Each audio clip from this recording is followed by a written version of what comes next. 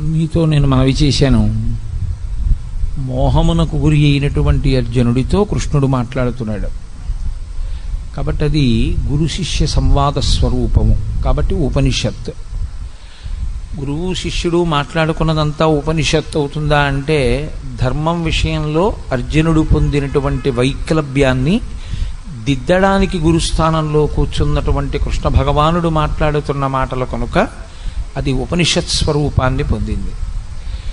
నిన్న మీతో మనవి చేశాను, అర్జునుడి యొక్క మోహానికి మూల కారణం ఏదుందో ఆ మూల కారణాన్ని నివారణ చెయ్యాలి. కేవలం యుద్ధం చేయనన్నాడు కాబట్టి యుద్ధం ఎందుకు చెయ్యాలో చెప్పడం కాదు కృష్ణుడి యొక్క పని. యుద్ధం చెయ్యను అనడానికి కారణం, ఎదురుగుండా ఉన్నవాళ్ళు నా వాళ్ళు చచ్చిపోతే ఏదో ఇబ్బంది వచ్చేస్తుంది. ఇప్పుడు నావారు అన్న మాటలో నావారు కానివారు ఉన్నారు అన్నది కూడా అంతర్భాగమే. ఇది నాకు ఇష్టము అని నేను ఎప్పుడైతే అన్నానో, ఇది నాకు ఇష్టము కాదు అన్నది కూడా ఉందని గుర్తు లోకంలో. తప్ప ఇది నాకు ఇష్టము అంటే అన్నీ ఇష్టము కాదు. పైగా ఇది నాకు ఇష్టము అని నేను ఎప్పుడైతే అన్నానో అప్పుడు నాకన్నా ఇంకోటి ఉంది అని గుర్తు. రెండవ వస్తువు కూడా ఉంది లోకంలో. అందుకని ఆ దాని యందు నేను మోహమును పొంది ఉన్నాను, ప్రీతి పొంది ఉన్నాను అని గుర్తు. కాబట్టి ఇప్పుడు మూలమును ఎక్కడ దిద్దవలసి ఉందంటే, అసలు రెండు లేవు అర్జున, ఉన్నదొక్కటే పదార్థము. ఆ ఒక్క పదార్థము ఇన్నిగా ఎలా కనపడుతోంది? ఇన్నిగా కనపడినప్పుడు ఇంక అందులోంచి ఎన్నైనా పుట్టుకొస్తాయి.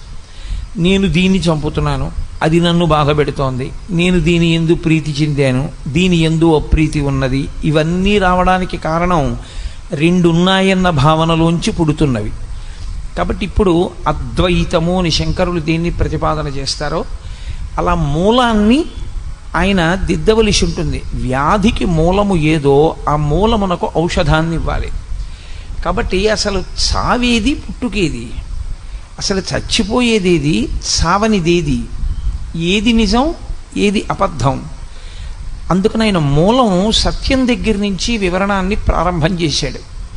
నిన్నటి రోజున మీతో నేను మనవి చేశాను, దేహినోస్మిన్ యథా దేహే కౌమారం యవ్వనం జరా తథా దేహాంతర ప్రాప్తి ధీరః తత్రనుముహ్యతి. ధీరః, మిగిలిన వాళ్ళందరూ ఆ విషయంలో మోహాన్ని పొందేవాళ్లే. అయ్య బాబోయ్ చచ్చిపోతాను, అయ్య బాబోయ్ చచ్చిపోతానని బెంగ పెట్టుకునేవాళ్లే. ఒక్క ధీరుడైన వాడు, ధీహి అన్న శబ్దం బుద్ధికి గుర్తు. గొప్ప బుద్ధి కలిగినటువంటి వాడు అంటే ఆత్మవస్తువు గురించి సరి అయినటువంటి జ్ఞానమును పొందిన వాడెవరో, శాస్త్రము యొక్క ప్రామాణ్యమును బాగా గుర్తిరిగిన వాడెవరో, పెద్దల చేత చేయబడినటువంటి ప్రబోధము జీర్ణము చేసుకున్నవాడెవరో ఆయనొక్కడూ మోహమును పొందడు. దీని గురించి మోహమును పొందడు అంటే తథా దేహాంతర ప్రాప్తి, ఈ శరీరాన్ని విడిచిపెట్టి ఇంకొక శరీరాన్ని నేను పొందుతాను అన్న విషయంలో మోహాన్ని పొందడు. అసలు మిగిలిన వాటి విషయంలో అసలు నేనంటూ ఉన్నానని సరిపెట్టేసుకుంటాడు. బాల్యములో శరీరం ఉంది, తాను చూస్తున్నాడు తను బాల్యంలో ఉన్నాను, ఈ శరీరం యవ్వనంలో ఉంది కాబట్టి బాల్యం వెళ్ళిపోయింది చూస్తున్నాడు, యవ్వనం వెళ్ళిపోయింది వార్ధక్యం వచ్చింది చూస్తున్నాడు. కానీ ఈ మూడిటి యందు నేను అన్నది ఉంది. నేను లోపల ఉన్నాను, ఉండి ఇది బాల్యంలో ఉంది తెలుసుకుంటున్నాను, ఇది యవ్వనంలో ఉంది తెలుసుకున్నాను, ఇది వార్ధక్యంలో ఉంది తెలుసుకున్నాను. అయినా పెద్ద భయం లేదు, ఎందుకంటే పోన్లే వార్ధక్యం అంటే ఏముంది, జంతికలు తినలేను, చెకోడీలు తినలేను, అంతేగా పళ్ళు ఊడిపోతే. కానీ నేనంటూ ఉన్నాను కదా, కాబట్టి ధైర్యం. చావంటే భయం ఎందుకో తెలుసా అండి? ఇది ఉండదు, ఇది ఉండదంటే నేను ఉండను. కానీ ఇది మారుతోందని తెలుసుకుంటున్న లోపల ఉన్న నేను ఏదుందో అది పరమసత్యం. అది దీన్ని విడిచిపెడితే మళ్ళీ ఇంకొక దాన్ని తొడుక్కుంటుంది, ఇంకొక శరీరంలోకి ప్రవేశిస్తుంది, ఈ శరీరాన్ని వదిలేస్తుంది, ఆ శరీరాన్ని పుచ్చుకుంటుంది. అనుభవం ఎక్కడి వరకు చెప్తోంది అంటే శరీరమునకు మార్పు ఉంటుంది అన్న విషయంలో సత్యం. ఏం పర్వాలేదు, బాల్యం వెళ్ళిపోయింది, యవ్వనం వచ్చింది, యవ్వనం వెళ్ళిపోయింది, వార్ధక్యం వచ్చింది ఒప్పుకుంటాడు. ఈ శరీరం పోయి ఇంకో శరీరం వస్తుందన్న విషయంలో మాత్రం నమ్మడు. ఎందుచేత నమ్మడు అంటే జ్ఞాపకంలో లేదు. ఇది బాగా పట్టుకోవలసినటువంటి విషయం. అనుభవంలోకి వేదాంతం రావడం ఇక్కడ ఉంటుంది. నీకు గుర్తుందా, ఈ శరీరాన్ని విడిచిపెట్టకముందు నువ్వు ఏ శరీరాన్ని విడిచిపెట్టావో నీకు జ్ఞాపకం ఉందా? నేను ఇవాళ ఈ శరీరంలో ఉన్నాను, నేను ఇంకా కొంతకాలం ఈ శరీరంలో ఉంటాను అని అనుకోండి. కానీ ఈ శరీరంలోకి నేను రాకముందు ఏదో ఒక శరీరాన్ని విడిచిపెట్టి ఉండాలి. నేను ఏ శరీరాన్ని విడిచిపెట్టి ఈ శరీరంలోకి వచ్చాను అది కూడా నాకు తెలుసు అనుకోండి. ఇంకా భయం ఎందుకు? నేను చెప్తాను. నేను 1959 సంవత్సరంలో పుట్టడానికి ముందు ఫలానా చోట ఫలానా శరీరం వదిలేశానండి, ఆ శరీరాన్ని అక్కడ వదిలేసి ఈ శరీరంలోకి వచ్చానండి అని చెప్తాను. ఇప్పుడు ఆ శరీరం వదిలి ఈ శరీరంలోకి వచ్చినట్టే ఈ శరీరం వదిలితే ఇంకో శరీరంలోకి ఎడతాను. ఏమిటి పెద్ద బాధ? అప్పుడు సంసారం ఉంటుందిగా, గొడవ లేదు. కానీ వచ్చిన పెద్ద చిక్కు ఎక్కడ వస్తుందంటే, ధీరుడు ధైర్యంగా ఉంటాడు, మిగిలిన వాడికి భయం ఎందుకు వస్తుందంటే, చచ్చిపోవడం అన్న మాట యందు తాను ఇంతకు ముందు శరీరాన్ని ఒక దాన్ని విడిచిపెట్టి ఈ శరీరంలోకి వచ్చానన్నది జ్ఞాపకం లేదు, అది అనుభవంలో లేదు. అది కూడా అనుభవంలో ఉందనుకోండి, ప్రతివాడు ఎంత ధైర్యంగా ఉంటాడంటే, ఏం పర్వాలేదు ఈ శరీరం పడిపోతే ఇంకో శరీరం వస్తుంది. అది ఎందుకు ఈశ్వరుడు జ్ఞాపకం ఉండకుండా చేశాడు? మీరు కొంచెం జాగ్రత్తగా, అసలు వేదాంతం అంతా అక్కడే ఉంది, ఆ శ్లోకంలో పట్టంతా అక్కడే ఉంది. ఇది బాల్యంలో ఉంది తెలిసింది, ఇది యవ్వనంలోకి వచ్చింది, బాల్యం పోయిందని తెలిసింది, యవ్వనం వెళ్ళిపోయి వార్ధక్యం వచ్చింది, దీనికి బాల్యమో యవ్వనమో పోయాయని తెలిసింది. ఇది గతంలో శరీరం విడిచిపెట్టిందని ఎందుకు గుర్తులేదు? అది కూడా నువ్వు పొందిన అవస్థేగా, ఒకప్పుడు శరీరాన్ని విడిచిపెట్టావుగా. మరది గుర్తు లేకుండా ఈశ్వరుడు ఎందుకు చేసినట్లు అంటే, అసలు శాస్త్రంలో ఉన్నటువంటి చాలా పెద్ద గమ్మత్తైన విషయం ఒకటి ఉంది. మృత్యువు అనేది ఎప్పుడో ఒక్కరోజు వచ్చేది కాదు. మృత్యువు పుట్టినప్పుడే వచ్చేస్తుంది. ఎప్పుడెప్పుడు ఆగిపోవడం అన్న ప్రక్రియ జరుగుతూ ఉంటుందో అప్పుడప్పుడు మృత్యువు చేత గ్రసింపబడుతూ ఉంటాడు. నేను మీకు బాగా అర్థం అవడానికి ఒక ఉదాహరణ చెప్పాలి అంటే, ఒక గొంగళీ పురుగు గూడు కట్టుకు పడుకుంటుంది. ఇప్పుడు గూడు కట్టుకుని నిద్రపోతున్నటువంటి గొంగళీ పురుగు అకస్మాత్తుగా గూడు చింపుకుని సీతాకోక చిలుకగా బయటికి వెళ్ళిపోతుంది. గొంగళి పురుగు సీతాకోక చిలుకగా ఎప్పుడు మారిపోయింది? ఈ శరీరాన్ని ఎప్పుడు వదిలిపెట్టింది? ఆ శరీరాన్ని ఎప్పుడు పొందింది అని మీరు నన్ను అడిగారు అనుకోండి, హఠాత్తుగా ఏదో ఒక్క క్షణంలో అలా మారలేదు. ప్రతి క్షణం అది పడుకున్న దగ్గర నుంచి సీతాకోక చిలుక అయిపోయే లోపల ప్రతి క్షణంలోనూ మారిపోతూనే ఉంది. ఒక పువ్వు పిందె ఎప్పుడైంది అని అడిగారు అనుకోండి, పువ్వు పిందె హఠాత్తుగా అవ్వలేదు. పువ్వు క్రమంగా పిందెగా మారిపోయిన తర్వాత ఇంకా పువ్వుగా లేదు. పిందె కాయగా మారిపోయిన తర్వాత పిందెగా లేదు. కాయ పండుగా మారిపోయిన తర్వాత కాయగా లేదు. పండు నేల మీద పడిపోయి భూమిలో కలిసిపోయిన తర్వాత ఇక పండుగా లేదు. అలాగే ఈ శరీరం ఎప్పుడు పుట్టిందో అప్పుడే దీనికి మృత్యువు కూడా ప్రారంభమైపోయింది. ఎలా ప్రారంభమైపోయిందో తెలుసా అండి? మార్పు రూపంలో ప్రారంభమైపోయింది ఈ శరీరానికి మృత్యువు. ఎప్పుడో వచ్చేది కాదు, ప్రతి క్షణము మృత్యువు చేత కబళింపబడుతూ ఉంటుంది. బల్లి ఈగని పట్టుకుంటుంది, ఈగ ప్రాణంతోనే ఉంటుంది, కొట్టుకుంటూ ఉంటుంది. ఇంకాను అది మెల్లమెల్లగా నోరు తెరిచి నోట్లోకి లాక్కుంటూ ఉంటుంది. ఆఖరణ నోట్లో పెట్టేసుకున్న తర్వాత చప్పరించేసి దాంట్లోకి విషం ఎక్కిన తర్వాత పూర్తిగా శరీరాన్ని విడిచిపెట్టేస్తుంది. అలాగే ఇది పుట్టినప్పుడే మృత్యు వచ్చేస్తుంది. ఇది మార్పు చెందుతోంది, ఒక్కొక్క అవస్థని దాటిపోతోంది అంటే మృత్యువుకి దగ్గరికి వెళ్ళిపోతూ ఉంటుంది. ఆఖరణ ఈ దేహాన్ని విడిచిపెట్టి ఇంకొక దేహంలోకి వెళ్ళిపోతాడు జీవుడు. భాగవతంలో అత్యద్భుతమైనటువంటి వర్ణన చేస్తారు ఈ తదా దేహాంతర ప్రాప్తి అన్న విషయంలో. శరీరాన్ని ఎలా విడిచిపెట్టి ఇంకొక శరీరంలోకి వెళ్ళిపోతాడో వర్ణన చేస్తారు. సరే, నేను ఆ విషయాన్ని ప్రస్తావించే ముందు మీతో ఒక మాట చెప్పవలసి ఉంటుంది. దీనికి బాల్యమును చూసింది, యవ్వనమును చూసింది, వార్ధక్యమును చూసింది. కానీ గతంలో ఇది శరీరం విడిచిపెట్టింది అన్న విషయం ఎందుకు జ్ఞాపకంలో లేదు జీవుడికి? ఎందుకు ఈశ్వరుడు అది జ్ఞాపకం లేకుండా చేశాడు? అది కూడా జ్ఞాపకం ఉంటే మనకి చాలా భయం పోతుందిగా. వచ్చిన గొడవ ఏమిటి అంటే, మీరు ఒకటి బాగా జ్ఞాపకం పెట్టుకోవాలి, అనుబంధములన్నీ జీవునివే కానీ శరీరానివి కావు. నేను అనబడే పదార్థం ఈ లోపల ఉన్నంతసేపే నా కూతురు నాన్నగారు ఉన్నారు అంటుంది. దీని లోపల నేనన్న చైతన్యం ఉన్నంతసేపే నా కొడుకు నాన్నగారు ఉన్నారు అంటాడు. ఈ లోపల నేనన్న చైతన్యం ఉన్నంతసేపే మీ అందరూ కోటేశ్వరరావు గారు ఉన్నారు అంటారు. ఒక్కసారి ఆ చైతన్యం శరీరాన్ని విడిచిపెట్టింది అనుకోండి, ఆ జీవుడు ఇందులోంచి బయటికి వెళ్ళిపోయాడు అనుకోండి, ఈ శరీరం ఇక్కడే ఉన్నా కోటేశ్వరరావు గారు లేరు అంటారు. ఎందుచేత అంటే జీవుడు వెళ్ళిపోయాడు అందులోంచి. అనుబంధములన్నీ ఎవరివి అంటే జీవుడివే. కాబట్టి ఇప్పుడు జీవుడికి తాను ఏ శరీరం విడిచిపెట్టాడో జ్ఞాపకం ఉందనుకోండి, అనుబంధములు కూడా జ్ఞాపకం ఉండిపోతాయి. నేను ఫలానా చోట శరీరం విడిచిపెట్టాను అని జ్ఞాపకం ఉంటే, ఆ శరీరములో తాను ఉన్నప్పుడు తనకి భార్యగా ఉన్నదెవరు, తనకి బిడ్డలుగా ఉన్నదెవరు, తనకి ఆత్మీయులుగా ఉన్నదెవరు, తనకి విరోధులుగా ఉన్నదెవరు, అది కూడా జ్ఞాపకం ఉంటుంది. ఇప్పుడు అది కూడా జ్ఞాపకం ఉంటే మీరు ఈ జన్మలో అసలు ఉద్ధరణ వైపుకి ఏం అడిగేస్తారు? ఇంకా రాగద్వేషములు ఎక్కువయ్యాయి.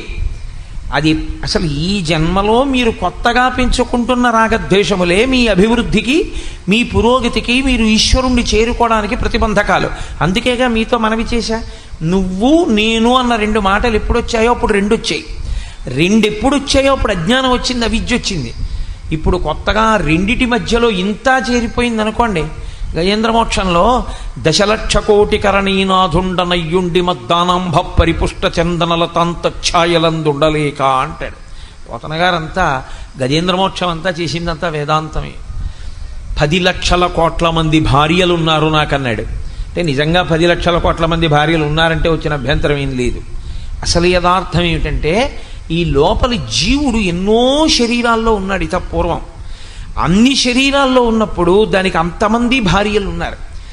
ఎంతమంది భార్యలు ఉన్నారో అంతమంది భార్యలతో అంతమంది బిడ్డల్ని కన్నాడు.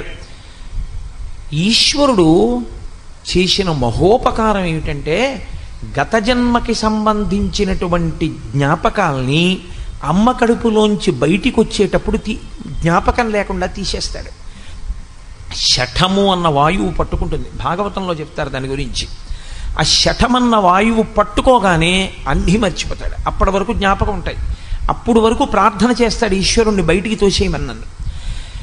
అయ్యో నేను ఫలానా వారికి భర్తగా ఉన్నాను, ఫలానా వారికి భార్యగా ఉన్నాను, ఫలానా వారికి బిడ్డడుగా ఉన్నాను, వాళ్ళని నమ్ముకున్నంత చేశాను, చిట్ట చివరికి నాకు మిగిలిందేం లేదు, ఈశ్వరా నిన్ను చేరలేకపోయాను, ఇంకొక్కసారి శరీరం అయ్యి, అప్పుడు నేను ఈ శరీరం ఉంటే ఈ శరీరంతో నీ సేవ చేస్తాను.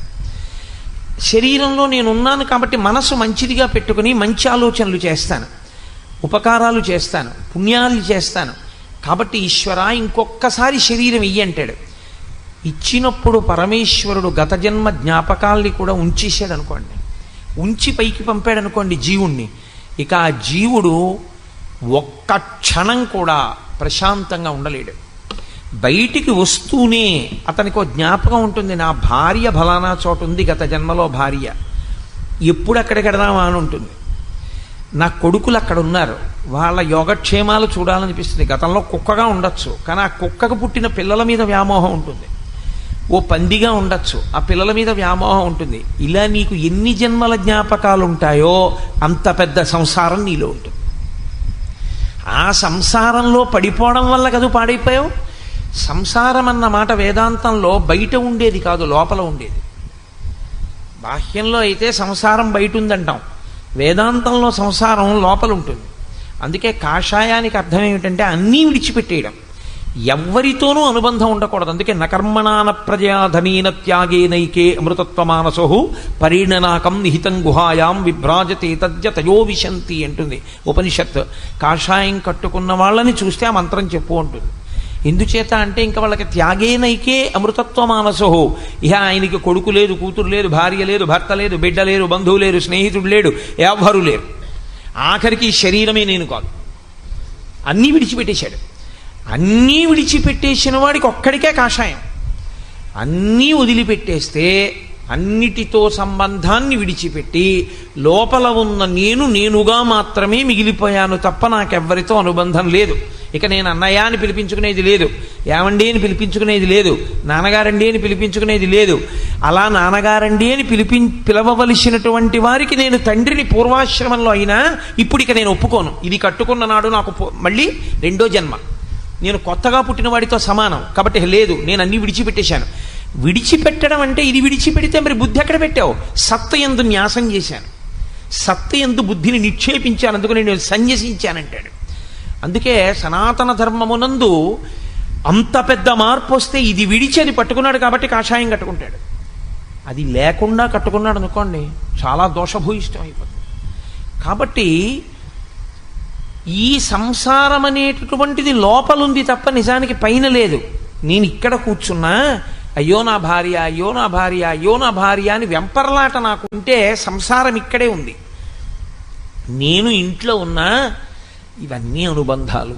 గతంలో నాకు ఎంతమంది భార్యలు, ఇప్పుడు ఒక భార్య అని నేను మోహమునకు గురి కాని స్థితిని, అది నోటితో చెప్పడం కాదు.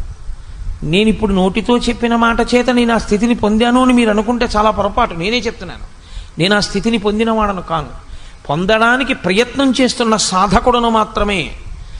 అందుకే నాకు ఉద్వేగములు ఉంటాయి, నిజ జీవితంలో ఇంకా ఉద్వేగమునకు లోనవుతుంటాను, పరిశీలనం చేస్తూ ఉంటాను. అది ఎప్పుడో పండుతుంది. ఆ పండిన నాడు నేను సాధన యందు చేరవలసిన స్థాయిని చేరిన వాడనవుతాను. అందుకే వేదాంతం మనసుని పట్టుకోవలసిందే కానీ వేదాంతం తాత్పర్యంగా నేర్చుకునేది కాదు.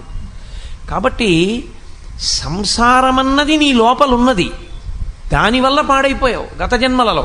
ఇప్పుడు మళ్ళీ నీకు సంసారం పెట్టడం అంటే గతంలో ఉన్న జ్ఞాపకాలన్నీ పెట్టడమే.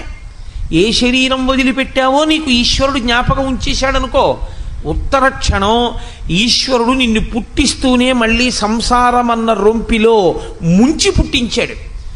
ఇక నువ్వేం ఉద్ధరణ పొందుతావు? నువ్వు కొత్తగా కల్పించుకుంటున్న అనుబంధముల నుండే వినిర్ముక్తం కాలేకపోతున్నావు. గత జన్మలలో ఉన్న అనుబంధాలు కూడా నీకు జ్ఞాపకం ఉండిపోతే జీవుడిగా ఇక నువ్వు పైకొస్తావా? ఈ జన్మలో నువ్వు కోటీశ్వరుడవైనా, నీకు ఒక్కతే కూతురైనా, గత జన్మలలో నీకున్న 16 మంది ఆడపిల్లల్లో 80 ఇంకా పెళ్ళవకుండా నువ్వు వెళ్ళిపోయి ఉండుంటే ఇప్పుడు ఇక్కడ పుట్టిన పిల్ల కన్నా అక్కడ ఉండిపోయిన 80 పిల్లల పెళ్ళిళ్ళ గురించి ఆలోచిస్తావు. ఇప్పుడు సంసారం పెరిగిందా, సంసారం తరిగిందా, పైకే వస్తావు నువ్వు, ఇక రాలేవు, కుదరదు. ఈశ్వరుడు శరీరాన్ని ఇచ్చేది దేనికి ఇస్తాడంటే, ప్రత్యేకించి మనుష్య శరీరాన్ని దేనికి ఇస్తాడంటే ఉద్ధరణ కొరకిస్తాడు. నువ్వు దీన్ని తెప్పగా వాడుకుని పైకి రారా అని ఇస్తాడు. తెప్పగా వాడుకుని పైకి రావలసిన వాడికి ముందుండవలసిన లక్షణం ఆయన ఉపకారం చేసి ఓ బుద్ధి ఇస్తాడు. ఏమిటో తెలుసా అండి? గత సంసార వాసనలు నీకు జ్ఞాపకం లేకుండా చేస్తాను. కాబట్టి ఇప్పుడు జీవుడు ఏ శరీరం వదిలిపెట్టాడో జ్ఞాపకం ఉండకూడదు. అందుకే కడుపులో ఉన్నంతసేపు జ్ఞాపకం ఉంచుతాడు. ఎందుకు ఉంచుతాడో తెలుసా అండి? అది నరకం. ఆ నరకాన్ని అనుభవిస్తున్నప్పుడు బాధపడతాడు. ఇందువల్ల కదా మళ్ళీ పుడుతున్నాను. ఏ ప్రాణిగానైనా కానివ్వండి, గర్భస్థము నరకము. ఆ కటిక చీకటి కన్ను పొడుచుకుంటే కనపడదు. అందుకే 2 రంధ్రములు అంటారు. 11 రంధ్రములు శరీరం అనుకుంటాయి. ఒక రంధ్రం తెరుచుకుంటే వెనక్కి రాడు, ఒక రంధ్రం మూసుకుంటే మళ్ళీ లోకంలోకి వస్తాడు. నాభీరంధ్రం తెరుచుకుని ఉన్నంతసేపు అమ్మ కడుపులో అమ్మ తిన్నది తన శరీరంలోకి ఎడుతూ ఉంటుంది. బయటికి వచ్చేసిన తర్వాత నాభి కోసేస్తే నాభీరంధ్రం మూతపడిపోతుంది. ఇంకా నాభిలోంచి ఏది శరీరంలోకి వెళ్ళదు. నాభి మూత పడిపోయి ఉండిపోతే బొడ్డు ఊడిపోయిందంటారు. మూత పడిపోయింది అనుకోండి నాభీరంధ్రం, ఇక అందులోంచి వెళ్ళేది లేదు, అంటే శరీరాన్ని పొందడం పూర్తయిపోయిందని గుర్తు. మళ్ళీ బయటికి వెళ్ళిపోయేటప్పుడు ఈ శరీరంలోంచి గొప్ప సాధన చేసినవాడు ఇక రాడని గుర్తు ఏమిటంటే ఆఖరి సమయంలో, ప్రాణోత్క్రమణం అయ్యే సమయంలో నిర్భయంగా ఇన్నిసార్లు శరీరాలు విడిచిపెట్టి శరీరాలు పొందాను, ఇక నేను శరీరాన్ని పొందను, నాకొద్దు అని పరమేశ్వరుణ్ణి ధ్యానం చేస్తూ మనసు ఈశ్వరుని యందు నిలబెడతాడు. ఆ నిలబెట్టిన కారణం చేత ఈ శరీరము పడిపోతున్నా తాను సాక్షిగా నిలబడతాడు. అలా సాక్షిగా నిలబడిన వాడెవరో వాడు మాత్రమే వెళ్ళే ద్వారం ఒకటి ఉంటుంది. అలా యోగమునందు వెళ్ళిపోయాడని గుర్తేమిటంటే ఊర్ధ్వముఖ చలనము చేసి బ్రహ్మరంధ్రమును భేదించుకుని పైకెడతాడు. ఇక్కడ చిట్లుతుంది.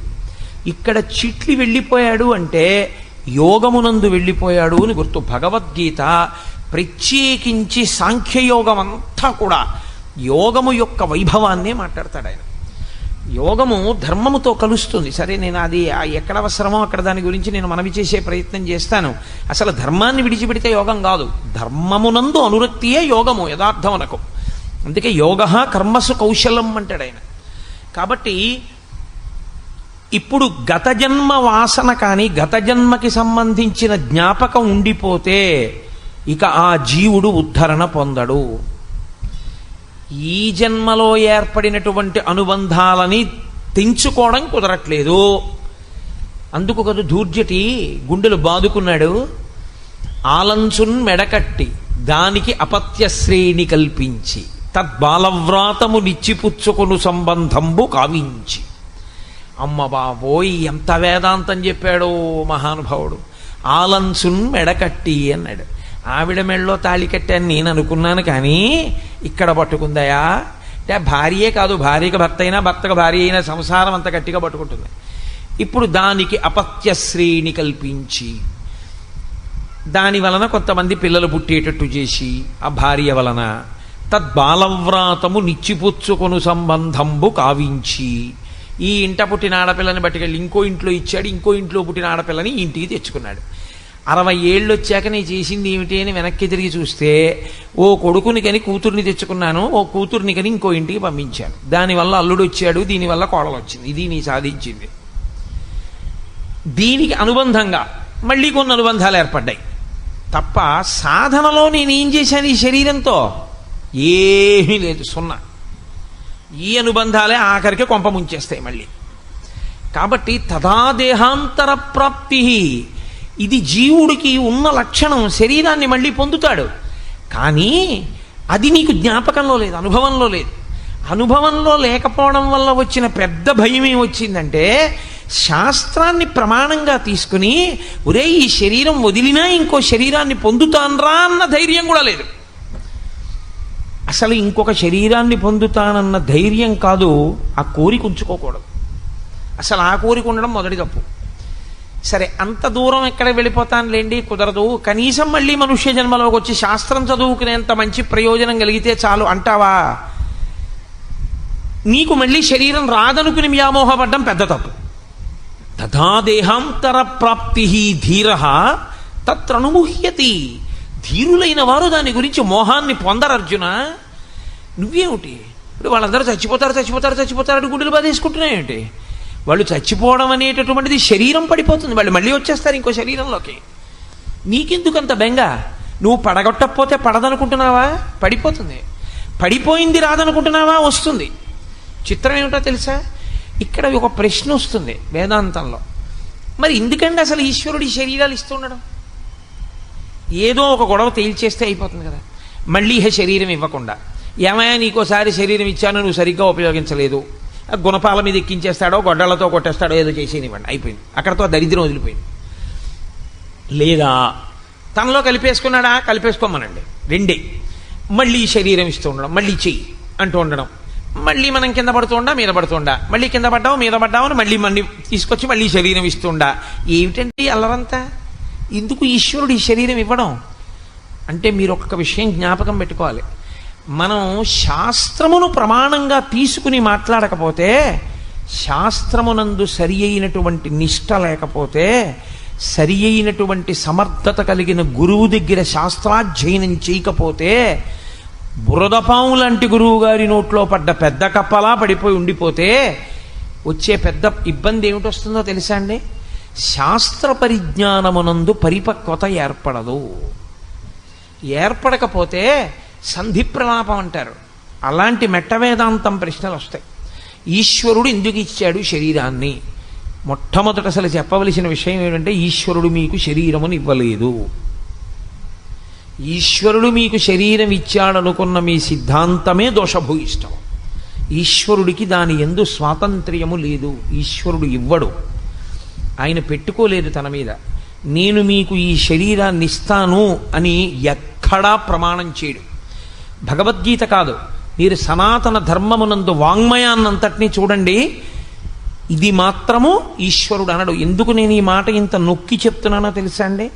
ఒక్క సనాతన ధర్మమునందు మాత్రమే పునర్జన్మ సిద్ధాంతం ఉంది. మిగిలిన ఏ విశ్వాసము పునర్జన్మ సిద్ధాంతమును అన్నీ అంగీకరించవు. ఎవరు పునర్జన్మ సిద్ధాంతాన్ని అంగీకరిస్తారో వారొక్కరే బొట్టు పెట్టుకుంటారు. బొట్టు పెట్టుకోరు అంటే మనం గుండెలు బాధేసుకోక్కర్లేదు. బొట్టు పెట్టుకోరు అంటే దానికి గుర్తు ఏమిటంటే వారు పునర్జన్మ సిద్ధాంతమును అంగీకరించరు. పునర్జన్మ సిద్ధాంతమును అంగీకరించడం సనాతన ధర్మంలో అత్యంత ప్రధానమైన విషయం. నేను మళ్ళీ వస్తాను, ఎలా వస్తాను, ఈశ్వరుడు ఏది ఇస్తే అది ఇస్తాను, తప్పు. ఈశ్వరుడు ఇవ్వడు. మరి దేనివల్ల వస్తాను? నేను ఏం చేస్తానో దానివల్లే నేను వస్తాను. ఇది చాలా గమ్మత్తుగా ఉంటుంది ఈ విషయం. ఎందుకో తెలుసా అండి? ఈశ్వరుడు ఏం చేస్తాడంటే మనుష్య ప్రాణి విషయంలో బుద్ధి అన్నదాన్ని ఇచ్చి విడిచిపెడతాడు. ప్రతి మనుష్య ప్రాణి యందు బుద్ధి ఉంటుంది. ఇది ఇతర ప్రాణుల యందు ఉండదు. అందుకే వాటికి కర్మక్షయం ఒకటే ఉంటుంది. దానికి బుద్ధిని ఉపయోగించుకోవడం అలా ఏం ఉండదు దానికి. ఒక్క మనుష్య ప్రాణి బుద్ధి. అందుకే సనాతన ధర్మమునందు మీరు ఏం చేశారు అన్నది కాదు, మీరు ఏం చిట్ట చివరి ఫలితం ఏమడిగారు అన్నదే ప్రధానం. ఎటు తిరిగి ఎటు రండి, మీరు ఆఖరణ అడిగేది ఒకటే అడుగుతారు, ధియో యోన ప్రచోదయాత్ అని అడుగుతారు. మా బుద్ధులు ప్రేరేపింపబడుగాక. మీరు దుర్గమ్మ తల్లిని ప్రార్థన చేశారనుకోండి, తన్నో దుర్గి ప్రచోదయాత్, ఓ అమ్మా మా బుద్ధులను ప్రేరేపించు. శివుణ్ణి పూజ చేశారనుకోండి, తన్నో రుద్ర ప్రచోదయాత్, ఓ రుద్రుడా మా బుద్ధులను ప్రేరేపించు. విష్ణువుని ఆరాధిస్తే తన్న విష్ణు ప్రచోదయాత్, ఓ విష్ణువా మా బుద్ధులను ప్రేరేపించు. అగ్నిని ప్రార్థన చేస్తే అగ్ని మా బుద్ధులను ప్రేరేపించుగాక. మీ బుద్ధిని ప్రేరేపించమని అడుగుతారు. ఎందుకో తెలుసా అండి? వాడి బుద్ధి గడ్డి తిందిరా అంటుంటారు. బుద్ధి నిర్ణయం చేస్తుంది. మనసు సంకల్ప వికల్ప సంఘాతమై ఉంటుంది. నేను మీతో నిన్న మనవి చేశా, స్థూల శరీరము బలమా సూక్ష్మ శరీరము బలమా అంటే సూక్ష్మ శరీరము యొక్క బలం ముందు స్థూల శరీరము యొక్క బలము వెంట్రుకపాటి కూడా చాలదు. అది అంత బలవత్తరము సూక్ష్మ శరీరం. అందుకే మహానుభావులు చంద్రశేఖరేంద్ర సరస్వతీ స్వామి వారు నడిచే దేవుడిని పేరు. ఆయన ఒక మాట అంటూ ఉండేవారు, గాలిని పట్టుకుంటానండం ఎంత సాహసమో మనసుని పట్టుకుంటానండం అంత సాహసం. ఆ సాహసం చెయ్యడమే అభ్యాసం అన్న మాటలోకి వచ్చింది. గాలిని పట్టగలవా, మనసుని పట్టగలవా? మనసుని పట్టగలను. దేని వలన? కేవలము అభ్యాసము వలన. అందుకే భక్తి యోగంలో వాడతాడు ఆ మాట ఆయన. నేను మయ్యేవ మన ఆధత్స్వామ ఈ బుద్ధిని నివేశయ అంటాడు. నా యందు పెట్టు నీ మనసు, నా యందు పెట్టు నీ బుద్ధి. అలా కుదరలేదనుకో, అభ్యాసయోగేన కౌంతేయ, అభ్యాసం చెయ్యి అంటాడు. అభ్యాసము శరీరముతో ప్రారంభం. సరే, అది భక్తి యోగంలో విషయాన్ని ఇప్పుడు నేను దాన్ని సమన్వయం చెయ్యను. మనం ఏం చేస్తామంటే, ఈశ్వరుడు బుద్ధినిచ్చి మనని పంపిస్తే ఈ బుద్ధితో ఈశ్వరుడు ఏం చెప్తాడంటే, నువ్వు నిర్ణయం చేసుకో. ఇప్పుడు ఈ నిర్ణయం చేసుకోగలిగినటువంటి బుద్ధి పదును బాగా ఎక్కడెక్కుతుందో తెలుసా అండి? శాస్త్రమును అధ్యయనము చేయడం వల్ల, గురువు గారి దగ్గర కూర్చుని శాస్త్రాన్ని బాగా వినడం వల్ల. ఏతత్ శాస్త్రం ప్రమాణంతే, ఎవరేం చెప్పారన్నది ప్రమాణం కాదు. లోకంలో ఎవరు ఏం చెప్పినా ప్రమాణం కాదు. శాస్త్రమును వాళ్ళు మాట్లాడితే ప్రమాణం. పరమాచార్య స్వామి చెప్పినటువంటి మాటలన్నీ ప్రమాణవాక్కులే. దేని వలన? ఆయన ఎప్పుడు మాట్లాడినా వేదమే మాట్లాడారంతే, ఆయన శాస్త్రమే మాట్లాడారంతే. శాస్త్రము కానిది ఆయన మాట్లాడలేదు. ఎంత ధైర్యంగా మాట్లాడారో, ఎంత సాహసంగా మాట్లాడారో పరమాచార్య మాట్లాడిన మాటలు మీరు చదివితే మీకు అర్థమవుతుంది. ఓ, ఇందుకు ఈయన నడిచే దేవుడయ్యాడనిపిస్తుంది. అదిగో ఆ ధైర్యం ఉండి మాట్లాడిన గురువు ఉంటాడే, శాస్త్రమునందు నమ్మకం ఉన్నవాడు, ఆ గురువు మాట్లాడుతున్నప్పుడు ఆ మాటల చేత పదునెక్కుతుంది. పదునెక్కడం అన్న మాటలో ఉన్నటువంటి లక్షణం ఏమిటో తెలుసా అండి? మళ్ళీ అదో చిత్రం. గురువుగారి మాటలు కూడా చింతపండు లాంటివి. మన మనసు కిలిమిక్కినటువంటి పాత్ర లాంటిది. చింతపండు పెట్టి మీరు కిలిమిక్కిన పాత్రని తోముదాం అనుకున్నారనుకోండి, ధగధగా మెరవాలి. ఇప్పుడు చింతపండు తీసుకొచ్చారు, ఏమంటే చింతపండు బాగుందా? బాగుంది. కిలిమిక్కిన పాత్రకి కిలి ఉందా? ఉంది. ఇప్పుడు దీనికి ఉన్నటువంటి ఆ గబ్బు పోవాలి. ఈ చింతపండుతో ఈ పాత్రని తోమవచ్చు, పులుసులోనూ వేసుకోవచ్చు. ఏమైనా అభ్యంతరమా మీకు? పాత్రను తోమకుండా పులుసులో వేసాను, అభ్యంతరమా? అభ్యంతరం కాదు. పాత్రకి కిలి ఉంది. ఇప్పుడు నేను ఈ చింతపండు పట్టుకొచ్చి తోమాను. తోమిన తర్వాత పాత్ర మెరుస్తోంది. ఇప్పుడు నేను తోమడానికి ఉపయోగించినవి ఏ ఉన్నాయో దాన్ని పులుసులో వేసుకోవచ్చా? కుదరదు. అలాగే గురువుగారి మాటలు వినడం వల్ల మీరు చిత్తశుద్ధికి చేసేటటువంటి కర్మలు ఏ ఉన్నాయో ఆ కర్మలను కూడా జ్ఞానోపలబ్ధి కొరకు ఒక స్థాయిలో విడిచిపెట్టి నించవలసి ఉంటుంది. అక్కడ వస్తుంది కర్మ పరిత్యాగం. అప్పటి వరకు అసలు రానే రాదు, అది తెలియదు. ఆ జ్ఞానం అంకురించే వరకు ఎందుకు కర్మఫల పరిత్యాగం చేసి తాను సాక్షిగా నిలబడిపోగలిగిన స్థితికి వెళ్ళిపోతాడో అర్థం కాదు. అదంత అసలు చెప్పడం కూడా అంత తేలిక కాదు, చాలా కష్టం ఆ స్థాయి గురించి మాట్లాడడం. అందుకే ఈశ్వరుడు బుద్ధినిచ్చాడు, ఇది ఎంత పదును పెడితే అంత బాగా కోస్తుంది. ఇప్పుడు ఈ బుద్ధి పదునెక్కడం అన్నది దేని మీద ఉంటుందో తెలుసా అండి? అది క్రమక్రమంగా దానికి తగలకూడనివి తగలడం వల్ల అది తుప్పడుతుంది. ఏవి తగులుతుంటాయి బుద్ధి మీద అంటే మనసు యొక్క ప్రకోపం బాగా తగులుతుంది. ఈ మనసుకున్న లక్షణం ఏమిటో తెలుసా అండి? దీనికి ఎప్పుడు రుచి కావాలి.